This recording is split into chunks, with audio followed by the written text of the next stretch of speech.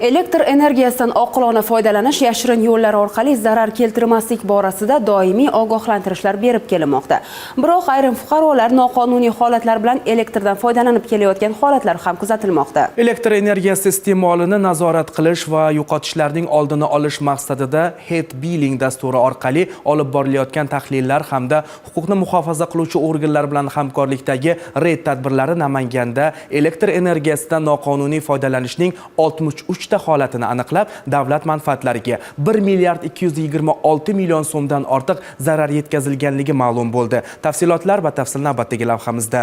Joriy yilning dastlabki 5 oyida Namangan viloyatida jami 216 ta qoidabuzarlik holati kuzatilgan. Birgina Namangan tumanida esa elektr energiyasidan noqonuniy foydalanishning 63 ta holati aniqlanib, davlat manfaatlariga 1 milliard 226 million so'mdan ortiq zarar yetkazilgani ma'lum bo'ldi. Namangan tumani qarzdorlik holati yuzasidan mahallalarda tadbir tashkil etildi.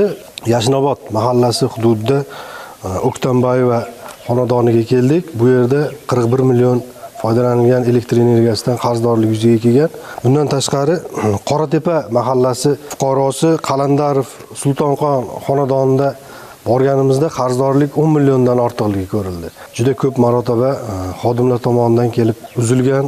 Shunga qaramasdan iste'molchi tomonidan qayta yashirin holatda tarmoqqa ulanganini hisobiga qarzdorlik shakllanib ketdi. Xodimlar bilan tayanchdan to'liq ajratildi. Aniqlangan holatlarning 38 tasi bo'yicha 110 million so'mdan ortiq mablag' undirilgan. Nazorat reyd tadbirlari viloyatning barcha tumanlarida amalga oshirilib, qarzdor xonadon egalariga mutaxassislar tomonidan tegishli hujjatlar rasmiylashtirilib, aniqlangan zarar miqdori hisoblab chiqilgach, qonunchilikka muvofiq bunday qoidabuzarliklarga yo'l qo'ygan shaxslarga nisbatan tegishli choralar ko'rildi.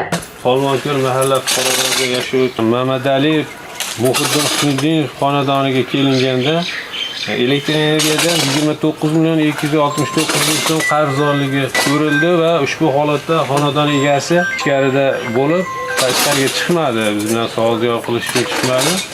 Shu qarzdorlik uchun hozir elektr energiyasi tarmog'idan tayanchdan uzilmoqda.